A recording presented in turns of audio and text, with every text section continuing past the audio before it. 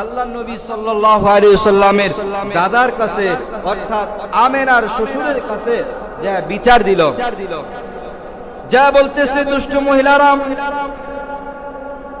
আব্দুল্লাহ কিছুদিন আগে ইন্তেকাল করেছে, আপনি আব্দুল মুত্তালিব, আপনার তো একটা মান সম্মান আছে, খানায় কাবার মুতাওয়াল্লি, আপনার তো মান সম্মান আছে, কিন্তু আপনার বৌমা রাস্তা দিয়া খুশবু ব্যবহার করা যায়, এমন খুশবু ব্যবহার করে দুনিয়াতে এমন খুশবু আর কোনো সময় এর ঘ্রাণ শুকে নাই।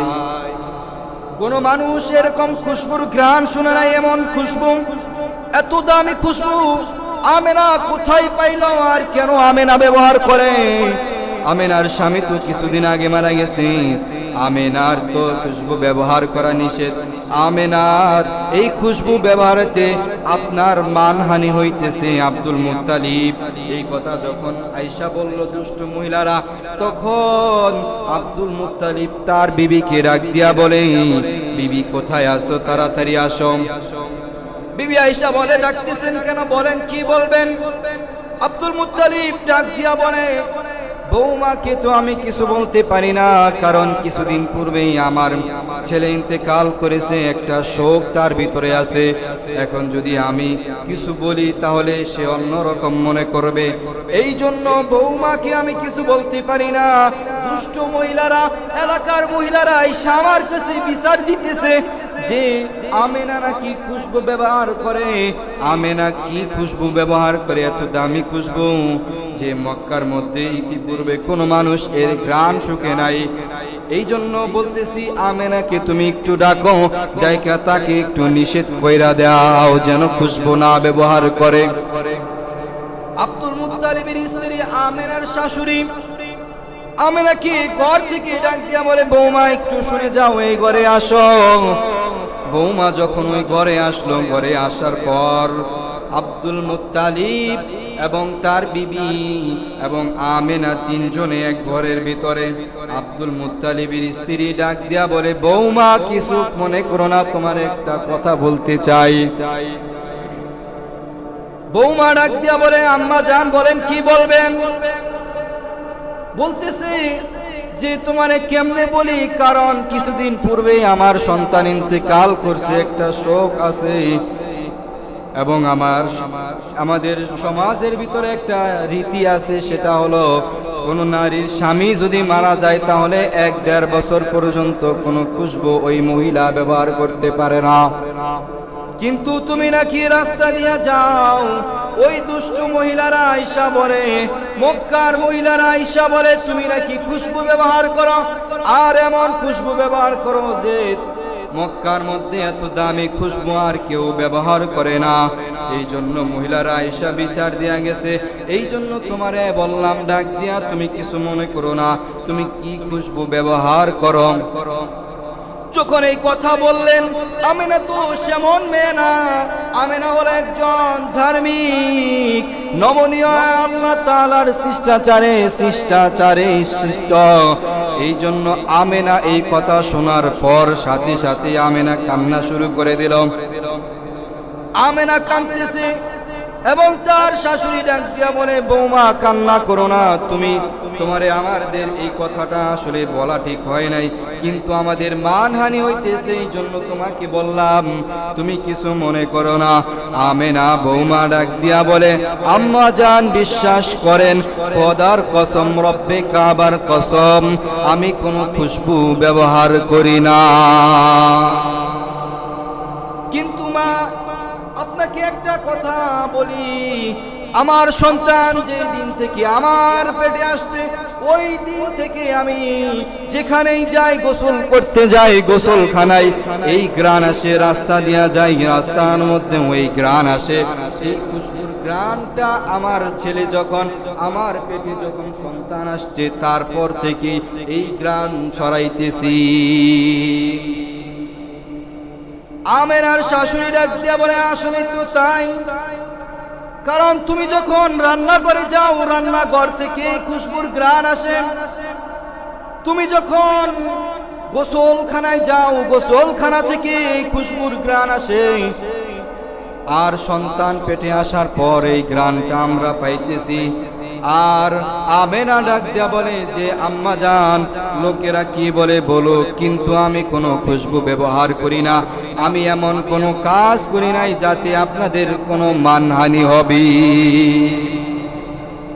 এত রহমত আর এত বরকত আপনার আমার নবী, আপনার আমার নবী যখন দুনিয়াতে আসে নাই তাতেই এত রহমত। আপনার আমার নবী যখন দুনিয়াতে ভূমিষ্ঠ হবেন, সময় হয়ে গেছেন, তখন আপনার আমার নবী যখন ভূমিষ্ঠ হবে, যখন দুনিয়াতে আসবে আপনার আমার নবী, তখন জাহেলিয়াতের যুগ চলতেছিল। জাহেলিয়াতের যুগে মক্কার মধ্যে 12 বছর যাবত কোনো বৃষ্টি হয় না। সকল মানুষ হাহাকার অবস্থায় আছে এবং বসরার মধ্যে সেই বাদশা, জালেম বাদশা, আগুন প্রজ্বলন করেছিল। 1000 বছর ধরে সেই আগুন জ্বলতেছে। কিন্তু আপনার আমার নবী যেই দিনকা দুনিয়াতে আসবেন, ওই দিনকা আসার পর সাথে সাথেই কেসরার সেই বিল্ডিং গুলা ধসে পড়েছিল। জালেম বাদশার সেই প্রাসাদ গুলো ভেঙে পড়েছিল এবং আগুন প্রজ্বলন করেছিল 1000 বছরের। সেই আগুন সাথে সাথে নিভে গেছে এবং এমন মক্কার মধ্যে এমন আলো ছড়াইতেছিল যেন চাঁদ সূর্যের আলোকে হার মানায় ফেলছি। এত রহমত আর এত বরকত আপনার আমার নবী যখন দুনিয়াতে আসেন, তখন আল্লাহ নবী সাল্লাল্লাহু আলাইহি ওয়াসাল্লাম যখন দুনিয়াতে আসেন, তখন আল্লাহ নবী সাল্লাল্লাহু আলাইহি ওয়াসাল্লাম দেখতেছেন যে দুনিয়াতে আসার পর ওমর ইবনুল আসের আম্মা বলতেছে যে আমি তখন আমেনার ঘরে ছিলাম। কোথায় ছিলাম? আমেনার ঘরে ছিলাম। যখন বাচ্চা ভূমিষ্ঠ হইল, ভূমিষ্ঠ হওয়ার পর বাচ্চা কোনো কান্না করে নাই এবং আমি এটাও দেখলাম আমেনার কোনো রক্তপাত হয় নাই। কিন্তু সাধারণত আমাদের সমাজে কোনো মহিলার যদি ডেলিভারি হয় তাহলে দেখা যায় রক্তপাত হয়, কিন্তু ওমর ইবনুল আসের মা ডাক দিয়া বলতেছে যে আমি দেখতেছি যে সন্তান ভূমিষ্ঠ হওয়ার পর কোনো রক্তপাত হয় নাই এবং সন্তান কোনো চিৎকার দেয় নাই। যখন দুনিয়াতে আসছেন, আসার সাথে সাথেই সিজদার মতো হইয়া আল্লাহু আকবার কাবীরা হামদান কাসীরা সুবহানাল্লাহি ওয়া বুকরাতান ওয়া আসীলা এই তাসবিহ পড়তেছে। কি আশ্চর্য হয়ে গেলাম আমি। আমর ইবনুল আসের মা ডাক দিয়া বলেন যে এমন সন্তান আমি কোনোদিন দেখি নাই যে একবার হওয়ার পরও কান্না করে নাই। এবং দেখলাম আমেনার রেহেম থেকে কোনো রক্তপাত হয় নাই। এবং দেখলাম যে সন্তান যখন আসলো, আসার পর সিজদা দিয়া বলল আল্লাহু আকবার কাবীরা, আল্লাহ সবচেয়ে বড়, আল্লাহ সবচেয়ে বড়, হামদান কাসীরা, সমস্ত প্রশংসা আল্লাহ তাআলার জন্য, সুবহানাল্লাহি, সমস্ত প্রশংসা আল্লাহ তাআলার জন্য, ওয়া সুবহানাল্লাহি ওয়া বুকরাতান ওয়া আসীলা, সকাল সন্ধ্যা, সকাল থেকে সন্ধ্যা পর্যন্ত একমাত্র তারই তাসবিহ যোগ্য, যিনি হলেন আমার রব আল্লাহ। আপনার আমার নবী এত বরকতময় নবী, আপনার আমার নবী এত রহমত যে তার দুনিয়াতে আসার আগেই বিভিন্ন ধরনের অলৌকিক ঘটনা ঘটছেন। যখন দুনিয়াতে আসেন তখনও অলৌকিক ঘটনা ঘটলেন যে 1000 বছরের আগুন তিনি জন্মগ্রহণ করার সাথে সাথে বাতিল নিষিদ্ধ হয়ে গেল, বাতিল শেষ হয়ে গেল।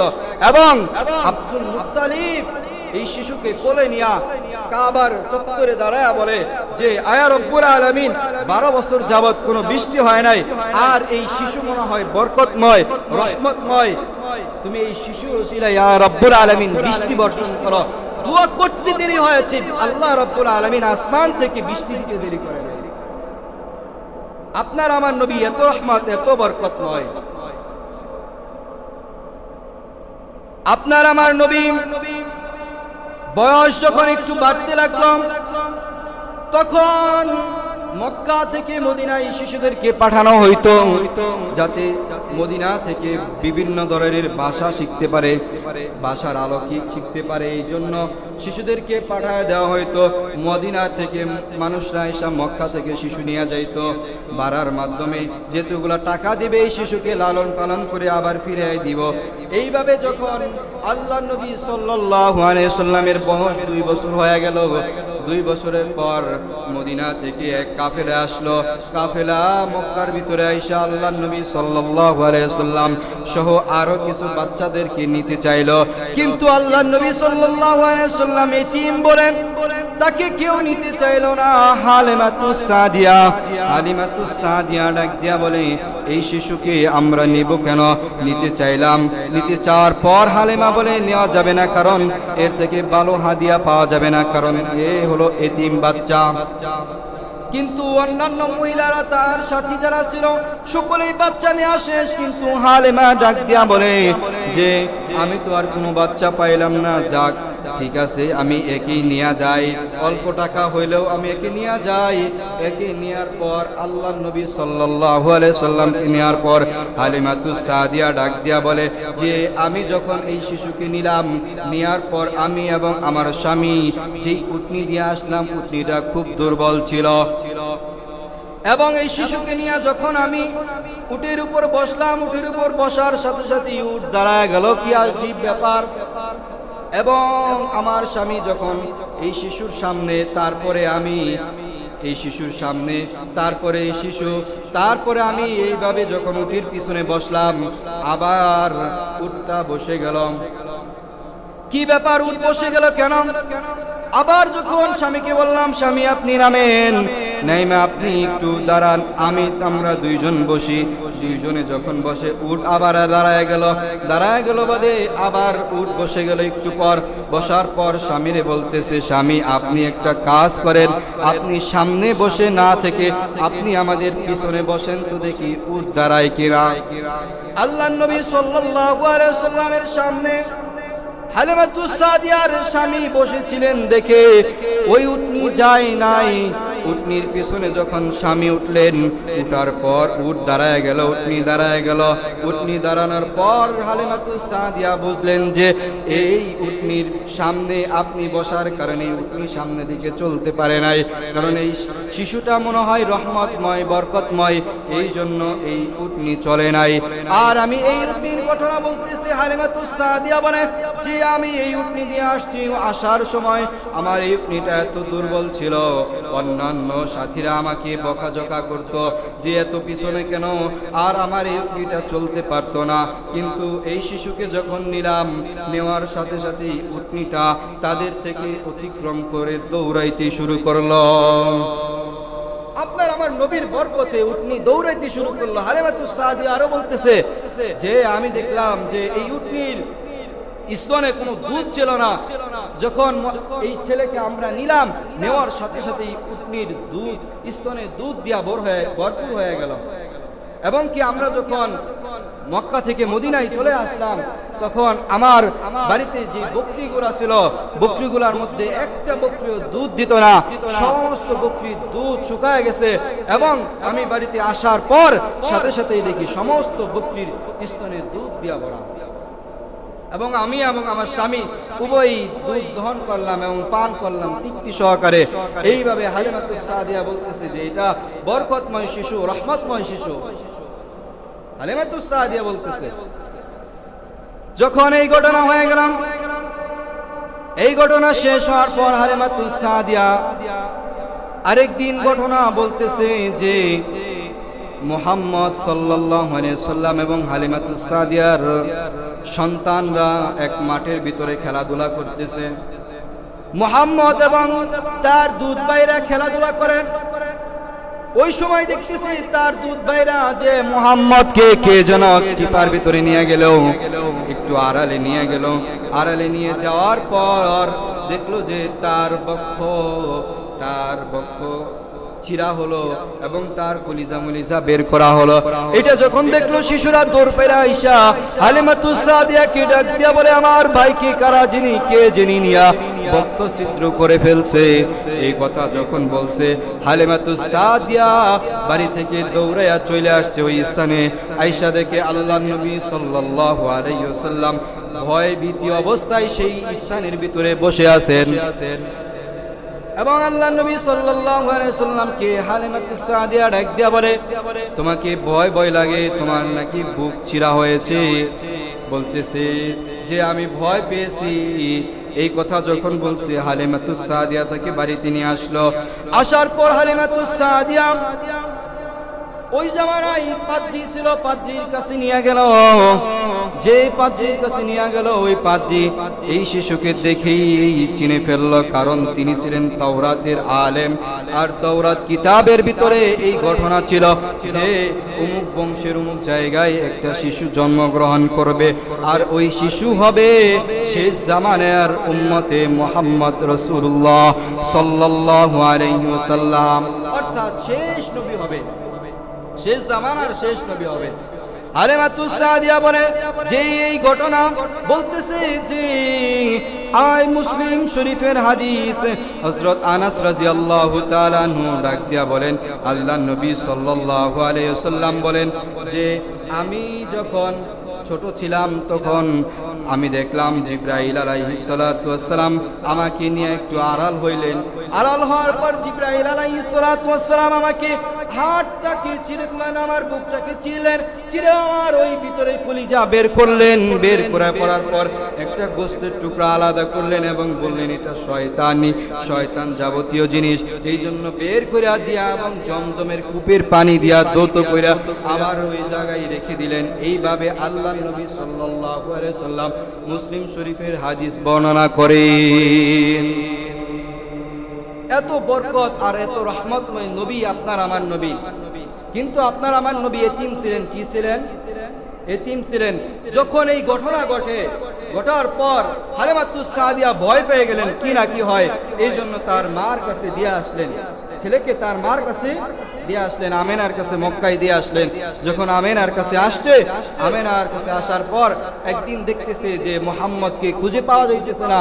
অন্যান্য শিশুদেরকে জিজ্ঞাসা করা হয়, তোমরা কি মুহাম্মদকে দেখছো? অন্যান্য শিশুরা বলে আমরা তো মুহাম্মদকে চিনি না, কিন্তু ওই পাশে একটা ছেলে দাঁড়া কান্না করতেছে। দৌড়ে আমেনা ওই স্থানে চলে গেছেন। যাওয়ার পর দেখতেছে মুহাম্মদ সাল্লাল্লাহু আলাইহি ওয়াসাল্লাম আপনার আমার নবী কান্না করতেছেন। মা আমেনা ডাক দিয়া বলে, তুমি কান্না করতেছো কেন? শিশু আপনার আমার নবী ডাক দিয়া বলেন, এই জন্য কান্না করতেছি কারণ আমি দেখতেছি যে শিশুরা এখানে খেলাধুলা করতেছে, কিছুক্ষণ পর পর একজনের বাবা আসে, গালে কপালে চুমু দিয়া যায় এবং কোলে করে বাড়িতে নিয়ে যায়, কিন্তু আমি দেখি আমার তো বাবা আসে না। আমার বাবা কোথায়? আমেনা দুই চোখ দিয়া ঝরঝর করে পানি ছেড়ে দিলেন। পানি ছেড়ে দিয়া মুহাম্মদ ছোট্ট শিশুকে ডাক দিয়া বলে, মুহাম্মদকে ডাক দিয়া বলে, তুমি যখন পেটের ভিতরে ছিলা আল্লাহ রাব্বুল আলামিনের হুকুমে তোমার বাবা ইন্তেকাল করেছে, তোমার বাবার কবর মদিনাতে দেওয়া হয়েছে। শিশু আপনার আমার নবী ডাক দিয়া বলেন যে তাহলে আমাকে একটু ওই কবরস্থানে নিয়ে যান, আমি একটু কবর জিয়ারত করতে চাই, আমি একটু কবরটাকে দেখতে চাই। আমেনা দৌড়ায় চলে আসলেন তার শ্বশুরের কাছে, আব্দুল মুত্তালিবের কাছে চলে আসলেন। আব্দুল মুত্তালিবের কাছে আয়েশা বলেন যে আপনি অনুমতি দিলে আপনার নাতি আপনার ছেলের কবরে যাইতে চায়, কি বলেন অনুমতি দিবেন নাকি? আব্দুল মুত্তালিব ডাক দিয়া বলে, আচ্ছা ঠিক আছে, তুমি উম্মে আইমান নামক দাসীকে সাথে নিয়ে যাও, সাথে নিয়ে মদিনায় চলে যাও এবং শিশু মুহাম্মদকে তার বাবার কবর দেখায় নিয়ে আসো। উভয় চলে গেলেন মদিনাতে।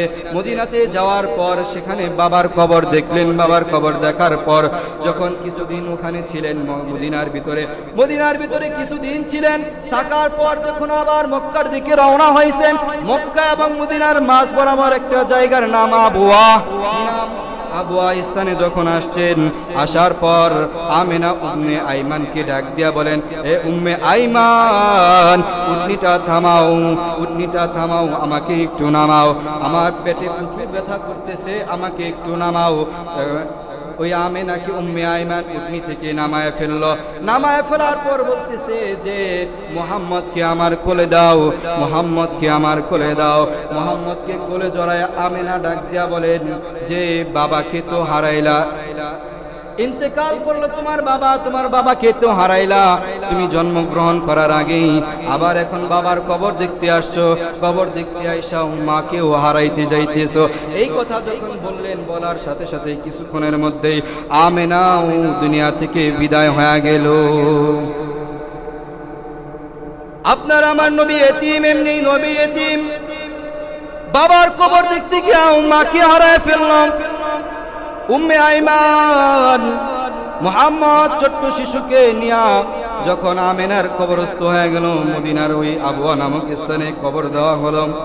কবর দিয়া যখন উম্মে আইমান চলে আসলেন মক্কার ভিতরে, উম্মে আইমান যখন আসতেছে, আব্দুল মুত্তালিব দূর থেকে দেখতেছি কে যেন আসে উটের ভিতরে, কিন্তু দেখতেছি আমেনাকে তো দেখা যায় না। কি ব্যাপার, আমেনাকে তো দেখা যায় না। যখন আব্দুল মুত্তালিবের কাছে উম্মে আইমান চলে আসছে, আসার পর উঠতে থেকে নামার পর সাথে সাথে মুহাম্মদ শিশু দাদাকে জড়ায়া বলতেছে, দাদাকে জড়ায়া বলতেছে, দাদাজি ছোটবেলায় যখন আমি মায়ের পেটে ছিলাম, রেহেমে ছিলাম মায়ের, তখন বাবাকে হারাইলাম, এখন বাবার কবর দেখতে গিয়েও মাকেও হারায় আসছি। আমি তো দুনিয়ার ভিতরে একেবারে এতিম হয়ে গেলাম, একেবারে এতিম হয়ে গেলাম। দাদা আব্দুল মুত্তালিব মুহাম্মদকে জড়ায় কান্না করে, মুহাম্মদও কান্না করে, উম্মে আইমানও কান্না করে। আপনার আমার নবী এতিম নবী, এতিম নবী। আল্লাহ রাব্বুল আলামিন বলেন যে আমি আল্লাহ রাব্বুল আলামিন আমার নিজ কুদরতি হাতে মুহাম্মদকে লালন পালন করব এবং মুহাম্মদের সমস্ত দায়িত্ব আমি রব্বুল আলামিনের।